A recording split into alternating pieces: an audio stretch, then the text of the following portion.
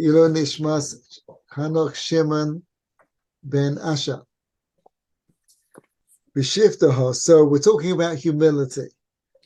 So he says one of the ways of humility is when you're sitting. Sheyeh makomo ben hashfalim. That you should sit amongst the lowly. Right? Sorry, what page, Rabbi? Oh, sorry, page 157 in this version of the Mesilas, the Art Scroll, chapter 22. Kind of in the middle of chapter 22, I think. Got it. You're near at the end. B'shifta, when you're sitting down, sheyeh makomo ben shvalim, that your place should be amongst the lowly, lo ben haramim, and not amongst the haughty, exalted.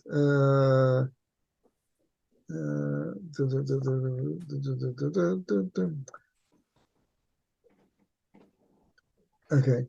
Who gam ken mikra, and there's a verse that exemplifies this.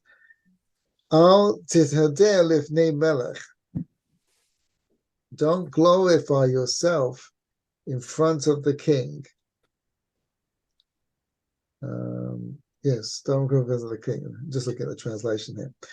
And makom gedolim alto, and amongst the big people, don't stand. Ki tov amalacha. For it's better than to say to you, Alechena, come up here, Mahashvila, than it is for them to say to you, than it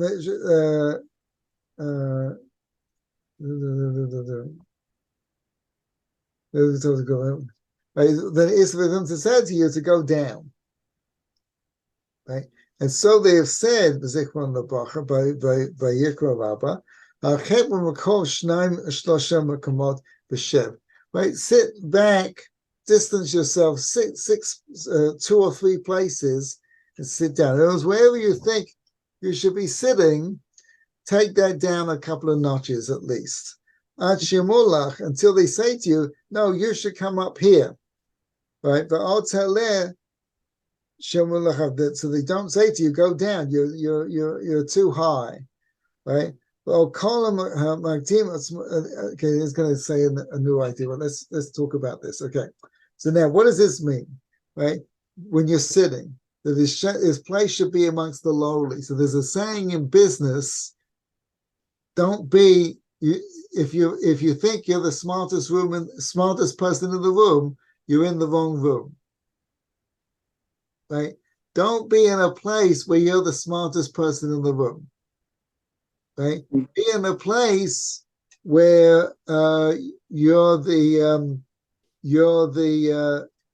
in a place where you're not the smartest person in the room. In other words, be around people that you can learn from. Right? So it's not quite saying the same thing here. But you should sit amongst people who have a healthy attitude to life.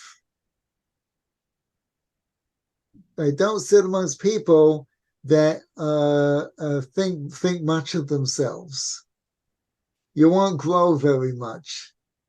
Right? The kind of people you associate with are the kind of people that you're going to be like. Right? So don't be amongst people when you're with people that are, so to speak, important, right? You get caught up in yourself. We're very much influenced by the people we're around. So then he says, well, don't glorify, he's quoting Mishnah here, don't glorify yourself in front of the king.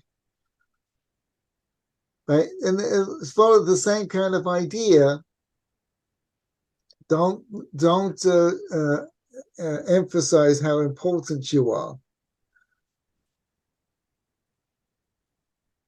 because it's much better that they say to you, rise up, than it is to say that they say to you, go down. In other words, you see, everybody thinks, as Rodney Dangerfield famously joked, they get no respect. Everybody thinks that they are they are they don't get the respect that they do. Like, George Burns said, how come all the people who know how to run the country are cutting hair and driving cabs? Everybody knows how to solve everybody else's problems except their own. So so we have a problem in our sense of who we are. That our success, that our lack of success is because we simply are not as good as we think we are. So it's much better that you earn your place in amongst the clouds than you get there because you complain. We all know that guy who just complains that he should really be getting more covered than he deserves. So it's much better that they call you because you really do understand, or you really do have something to offer, than it is the other way round. And then there's another idea: wherever place you are, wherever place you sit in the ancient world, in the yeshivas, so the Rebbe would sit at the front, and there would be rows and rows and rows of people listening. The greatest of the sages would sit at the front, and it was all in descending order. Right? So wherever you were, that's how great you were relative to the front, to the Rebbe. So wherever you think you are, take yourself down a few notches. Maybe you don't know as much as you think you know. It's better off to assume that you don't know and get caught out and be put on the spot when you really don't know, what you're talking about. So why was Moshe in that story, and Rabbi Akiva, and Moshe was in his class, and Moshe was, I think, in the back, right? Right, in the back, meaning that he wasn't, that's where he relative to where they were, that's how he would sit. Mind-boggling. How could that be?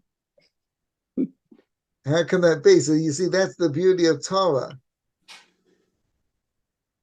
That each, see, when they do these historical movies, they've got Napoleon is out, so they always put them as the same kind of people you get in today's world, but just like they speak French, and it's not true.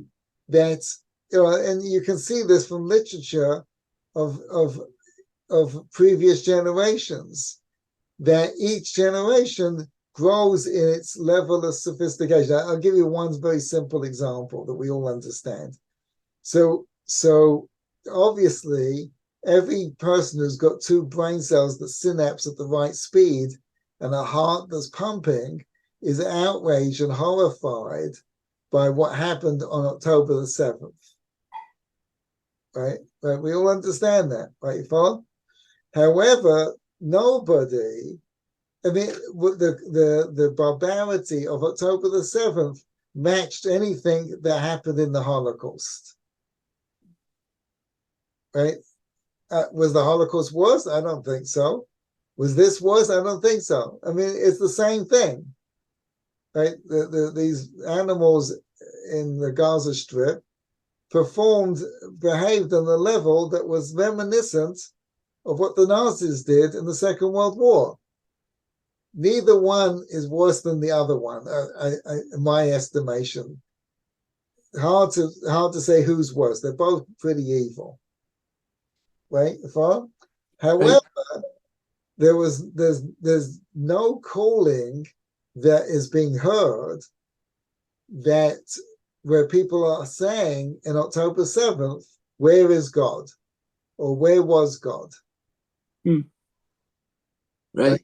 That question has not arisen. Please God, it doesn't arise. Right? That was a very common question after the Holocaust, even during the Holocaust, right, for people who experienced it. right? And I remember, growing up in Torah, we would get this question all the time. It was a very frequent because you had lots of Holocaust survivors, and it was still fresh in people's minds. So how come not now? Because we're not the same people anymore. That question has been resolved in the minds of humanity, or at least in the minds of the Jewish people. And somehow we're able to see this event in a much different light, as a meaningful experience, painful experience for sure, but a very meaningful experience. And as much as we don't like it, everybody senses the hand of God. This was not a mistake. This was not like, why did God let this happen to us? This was a natural, I don't want to say natural, this was a consequence of our stupid thinking, as Yair Lapid, to paraphrase Yair Lapid. Huh? That's what he said. He wasn't the only one. In other words, the reaction of the Jewish people on October the 8th was, even though they asked the question, how did the intelligence fail us? But the solution is not improve the intelligence. That's not the answer to this problem that we woke up to on October 7th. Because intelligence may have failed, but in a very sad way, it's a good job it did. Because if it hadn't have failed then, it would have failed a year later or 2 years later. And each year that passes by would mean that the travesty would only be worse. So the reaction wasn't, if the whole problem is an intelligence failure, then improve the intelligence, it won't happen again. Why do you have to go through all this heartbreak and tragedy and turmoil? Right? Because they understand it was not an intelligence failure or a different type of intelligence failure. It was a stupid failure, a failure of the success of stupidity. So how do we get onto we're talking about Moshe Rabbeinu at the back of the class, and right. how could it be Right. he knows all Torah? How could it be he would be a lower level than the other? Right. So this is that's the Torah.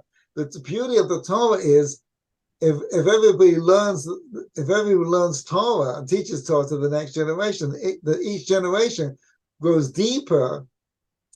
It becomes oh, here's Larry. Larry's joining us now. Yeah, I told you, I'm jumping class to class. You live an exciting life on the edge. Not quite sure how to respond to that, but anyway. Good to see you. Good to have you back, Rabbi. And thank you. Good to be back. Thank you for your help. Anytime. I hope my driving didn't scare you too much. We'll send you to the Gaza Strip. Drive the terrorists until they talk. I know some driver. Just put him in a car with a new driver. So anyway, where were we? So we're talking about Rabbi Akiva. So we're just talking about Rabbi Akiva. Well, we're on page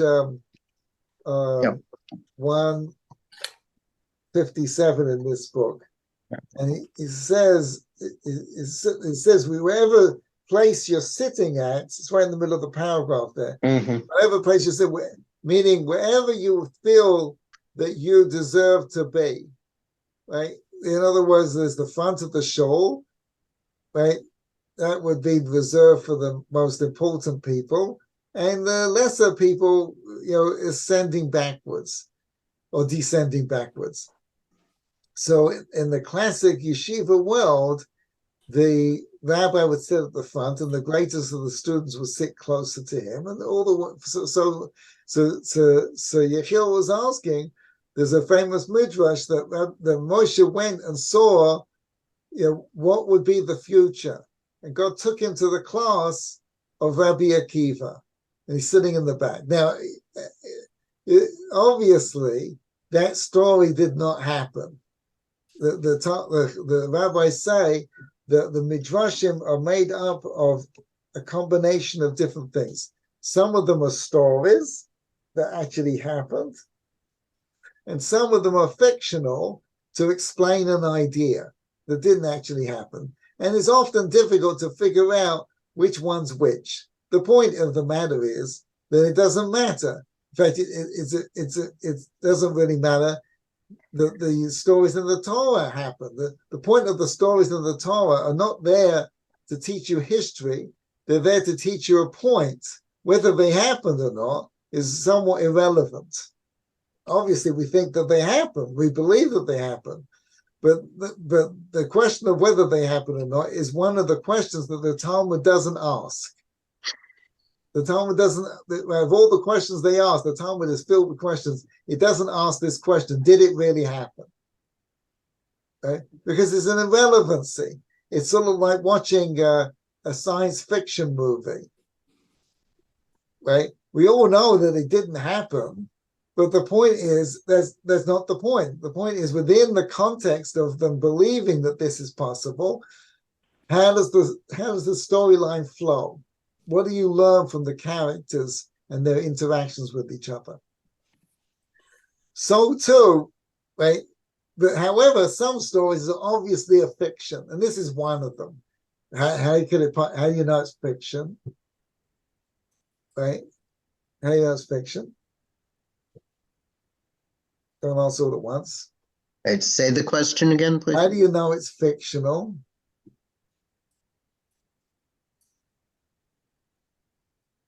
Because Moshe never would have been in the back row. No. They're coming to tell you it was in the back row to tell you a very important point. It was when he goes into Rabbi Akiva's class, he's in the back of the class. That's as far as then. His knowledge was not sufficient to get him any closer. So the reason it's fiction because Rabbi Akiva would be waiting. Everybody would be, if the story really happened, so the story would be passed down, Rebbe to students, right? Mm-hmm. Rebbe to student, and it would, everybody would be waiting for Rabbi Akiva to show up. It was Rabbi Akiva shows up, this person named Akiva shows up, and his name is Akiva, and they're going, oh, you must be the Akiva that's going to be the famous Rabbi Akiva that we have a story about. You understand? I'm sorry, I'm confused. If Moshe Rabbeinu had really sat in the back of the class of Rabbi Akiva, then he would have told Yeshua, his students, what's going to happen in the future. He would have told his students, and it would be part of the Talmud, part of the oral tradition that got passed, even though the Talmud wasn't written too much later, but it would be part of the oral tradition. So that when Rabbi Akiva shows up, everybody going, oh, we've been waiting for you. I have another explanation. You understand? I think so, but I think I have another explanation. Yes, go ahead. Moshe Rabbeinu comes to Rabbi Akiva's class, and as we always say, Moshe Rabbeinu is our greatest teacher, our greatest prophet, and he also was the most humble of men, and he would not want to overshadow in any way Rabbi Akiva and his teachings. So he stayed in the back. It's a nice answer. I don't think that's what the Pshat means. The Midrash explains that he's sitting in the class, and maybe Akiva is explaining an idea that Moshe doesn't understand. If I see what you mean, but I guess I'm having trouble with those last few words that Moshe doesn't understand. Exactly. How can that possibly be? Mm-hmm. So someone asked Rabbi Akiva, where did you get this idea from? And he says, Halacha Moshe Sinai. It's a law that we got from Moses at Sinai. So how can you say it's a law that we derived from Moses at Sinai? And Moshe's sitting there and he doesn't understand it.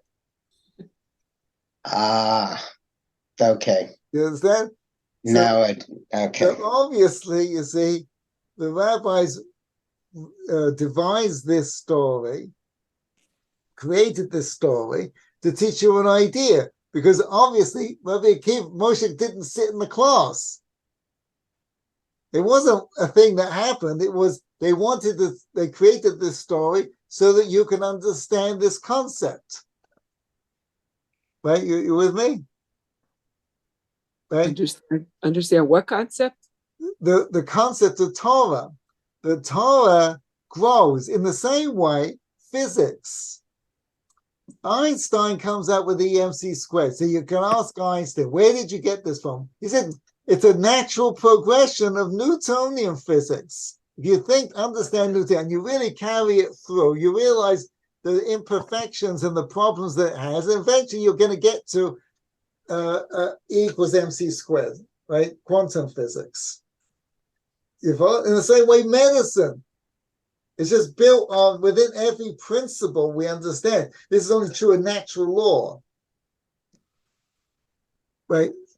Every generation grows in its understanding of how the physical world works because it's building on principles from the previous generation, right? So in the same way that Moshe gave us concepts of how existence works called Torah, and by understanding them, the next step deeper is really just a part of the previous concept. Within the previous concept is a more advanced concept. So Torah just grows. That this is why the Mashiach has to come. But yes, I thought that the further away we get from Har Sinai and giving Matan Torah, right, yeah, the less I'll just go with understand for the moment. And so we rely on and don't want to change what has come before. Right. It's called Yuridus Adoros. The generations go down. The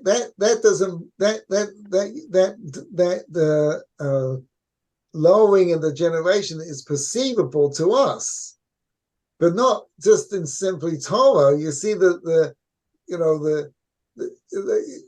Second World War, you had 1 million people under arms, 1 million men under arms. You couldn't get 1 million men under anything today. Right? We don't. It's a much wimpier generation. The quality of the people is diminishing. We don't have the quality of it, but the concepts and the way of thinking about life is getting more sophisticated. So you have these two forces intersecting with each other, or opposing each other. Mm-hmm. So how does that relate to why Mashiach is going to come? Because eventually, if we don't, the only thing that stops this is war. That eventually people will rise to such a level of sophistication in the quality of their being that we reach the perfected existence. I always ask this question, right? Are there more good people in the world or bad people? I know what I hope the answer is. Yes, but you're wrong.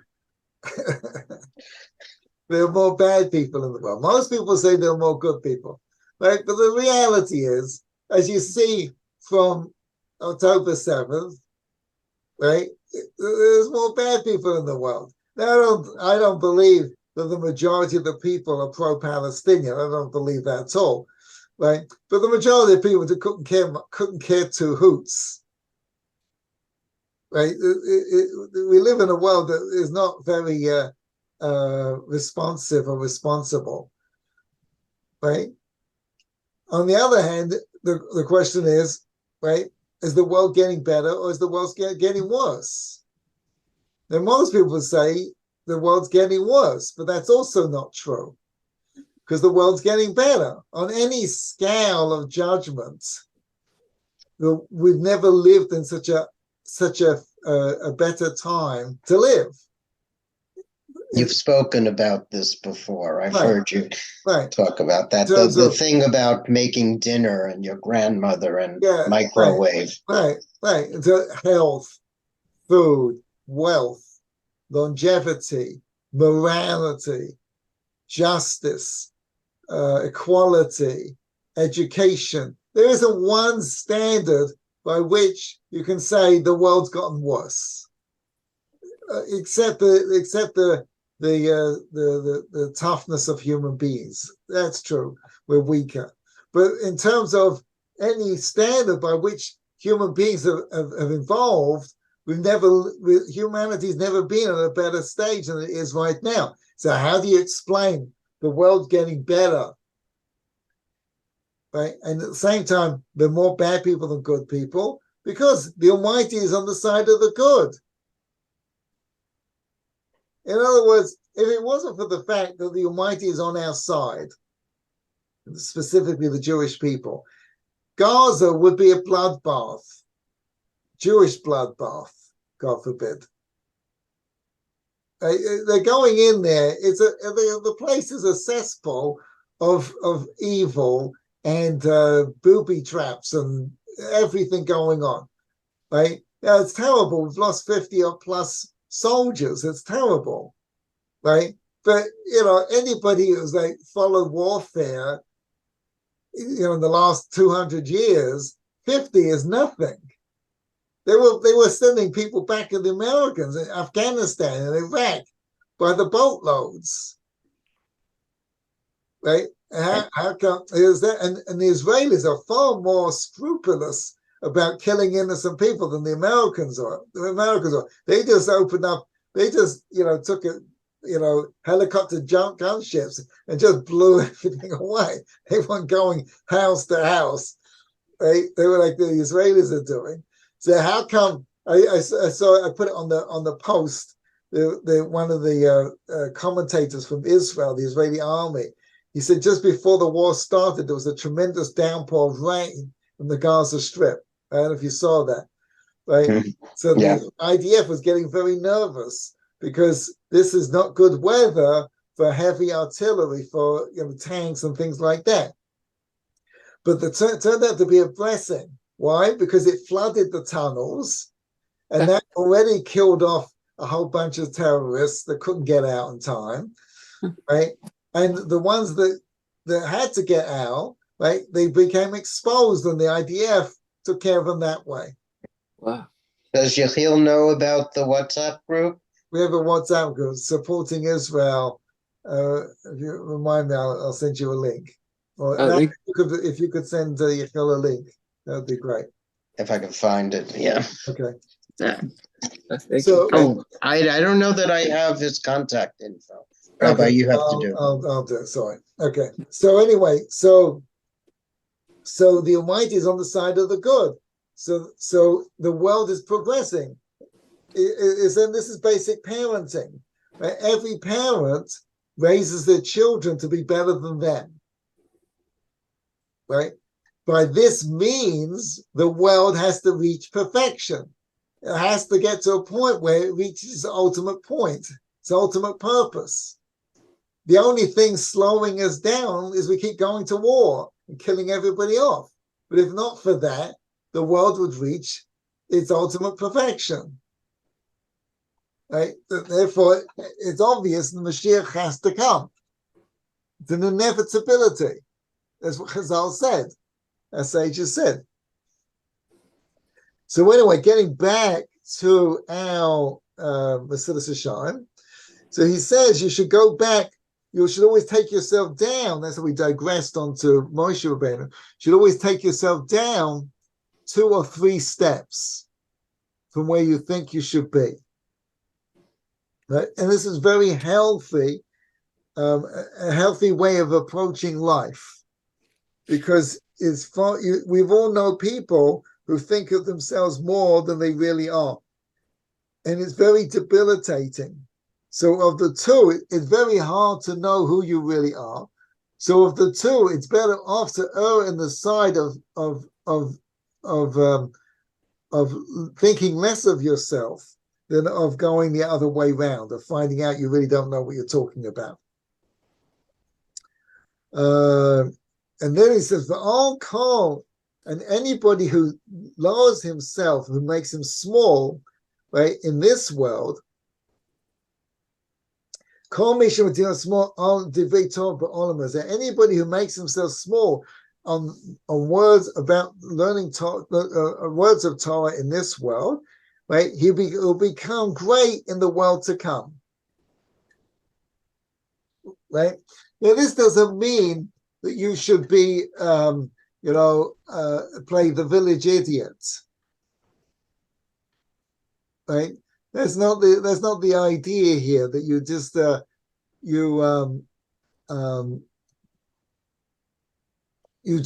pretend to not know what you're talking about, right? So, I like to give the example. So let's suppose you give your kids a puzzle, a jigsaw puzzle, right? You give your kid a very sophisticated jigsaw puzzle, right? And they come to you and they finish the jigsaw puzzle or the Lego set or the whatever it happens to be, right? And they're very proud of themselves and they ask for a prize, a reward, right? What's the reward you give them? Right? Another prize, another jigsaw puzzle, a more sophisticated game. Right? The goal isn't to solve the riddle, to fix the jigsaw puzzle. In other words, you give them a jigsaw puzzle and they look at you and go, you took a really nice picture and broke it up into 1,000 pieces. Why didn't you just give me the picture? Why did you have to take a picture and break it into 1,000 different pieces so I have to put it all back together again? What a silly idea,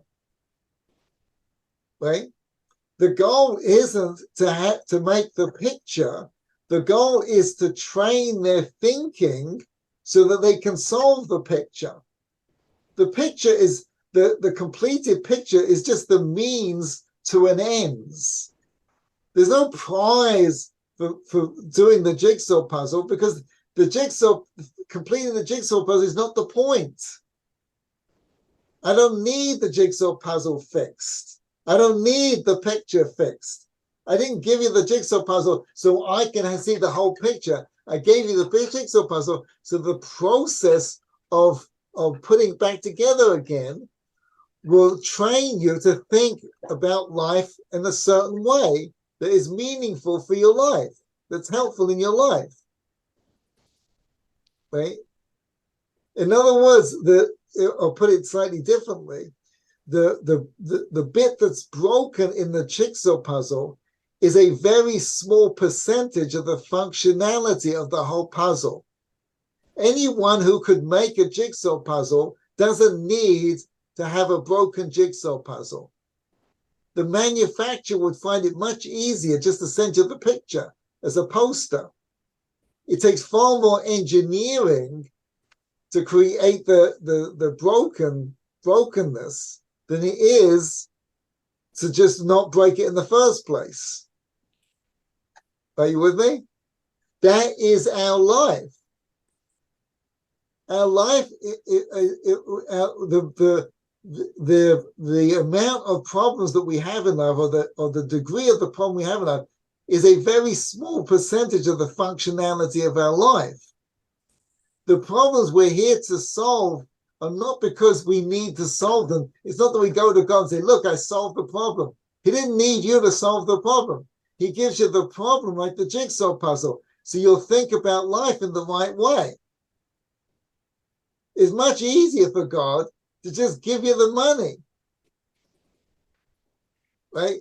Here you are. I don't have the money to pay for my rent, let's just say, right? For a simple example, a simple problem. So you're driving God nuts. You're davening. Okay, fine. Have the money, right? What does God need the headache for? Right? No, the money is just a means. The lack of the money is just a means. So we think about, like, you need to budget, whatever it happens to be. Right? You understand? The right? lack of money, right? Or whatever, whether it's money or whether it's health or anything, any issue we have to, relative to the function of our life, it'll be so much easier, right? The solution of the problem is not the goal. The goal is to think about life in such a way. And we've said this many times before. Right? What do all these companies have in common? Apple, Microsoft, eBay, Airbnb, Facebook, Twitter, Google, right, etc. They're all American, right?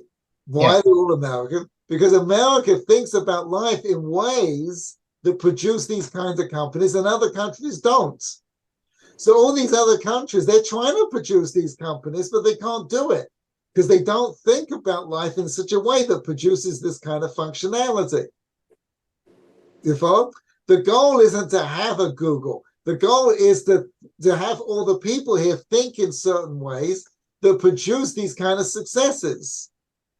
When you think in ways that are healthy, you succeed more in life. What's a way of thinking that's healthy? Well, that's a very good question. It's hard to really pin it down, but I'll give you a few ideas. Right? In America, they believe every problem has a solution. Now, we take that for granted if you live in America, of course, but it's obvious. It's not obvious. Right? I grew up in London. They don't think like that in London. Some problems do absolutely. You said some people don't. Now, when you think that some problems don't have a solution, right, when you think that way, you don't always search for a solution. You give up all the time. So it's a different way of thinking. It's a healthier way of thinking when you think like that. When you think every problem has a solution. It's not easy to teach people every problem has a solution. Right? If you grow up in America, you think it's axiomatic. Every problem has a solution. You can't imagine it. You can think any other way. Right? It's taken a long time to develop this way of thinking in America. Right? But I'm not saying that's the only thing, but there's many more ideas that are endemic to America. Right? So you see, when he says, right, anybody who makes himself small in learning Torah, it doesn't mean when you're learning Torah you go, I'm an idiot, right? What it means is when you're learning Torah, I always like to give the example. Imagine for a minute, Einstein creates a time machine, and he goes back 200 years to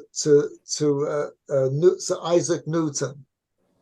And he pops in, he says, I'm from the future, 200 years from now. I am the great grandchild of all the things you're talking about, all the things you're thinking about. Your scientific ideas are going to eventually produce this idea I'm going to show you that is going to change everything in humanity. And he writes it down on a piece of paper, E equals MC squared. He says, I can't give you any more information than that. I've got to go back. The time machine only works for 5 minutes. That's all I've got. But this formula, right, will open up a world of concepts for you that are mind-shattering, right? And he leaves him. Now, Newton hasn't got a clue what E equals MC squared means. But you know something? He's not gonna sleep until he figures it out. You follow? That's what it means. Make yourself small for the words of the Torah. Every word of Torah has concepts in it that would change everything you know about life for the better. Will solve all your problems. But you're reading it like, I know what it's talking about. Heard this before. Is it? When you think like that, right, you don't get it. You're not listening. Right? You remember your first day of school? No. You don't remember? You remember your first class? Most people remember their first. I don't know, most people. A lot of people remember their first day of school. Why? Because they were so open. They realize they don't know anything. Well, we know relative to what there is to know. Well, I'll put it differently. If you were to take all the people who have ever lived and take all their ideas and all their concepts of life and put them into one person, and that one person was smarter than every person that ever lived, right? You follow? Nevertheless, they would know less than 1% of what there is to know. Wow. Right? You understand? Right? That's what every word of Torah has this tremendous depth to it. When you think what you're sitting in front of the Torah, that's Olam Haba.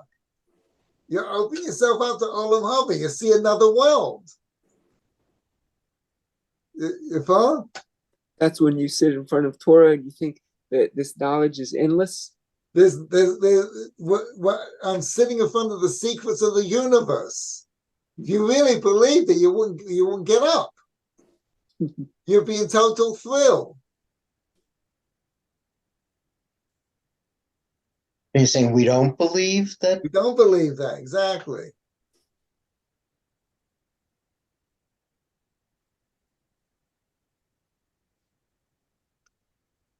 And so that's how we're sitting in the back of the classroom, because we're saying, wow, we have so much to learn. We're nowhere near the front. There's so much in this. Well, that's a different idea. What he's saying here is those who make themselves small when they learn the Torah. Kol hamaktin atzmo. Kol mi shemaktin atzmo al divri Torah ba'olam hazeh nase gadol la'olam haba.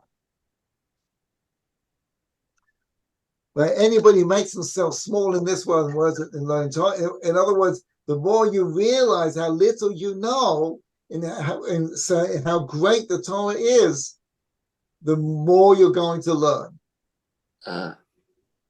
When you think you know what you're talking, the more you think you know, it's like going into a class. It's sort of like going to a class, I don't know, wherever it is you want to learn, right? You're going to a class of physics. And who's the speaker? Albert Einstein. If you open so you'd be fascinated, you'd be open, you'd be listening, you'd be taking in every word. Oh, Einstein said it like this. Every gesture, you'd be, so when you learn Torah like that, on that, obviously greater than that, right, you open yourself up to Olam Haba. You'll get the secrets of the universe, the secrets to life. And that's why before you said that we often we'll read Torah and think we already heard about that. Yeah. We already know about that, and then we end up closing our minds off. That's it. Not good. All right. Very good, guys.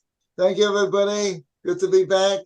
See you next week. Good to have you back. Thank you. Thank you. Gobble, gobble. Thank you. Bye. Okay.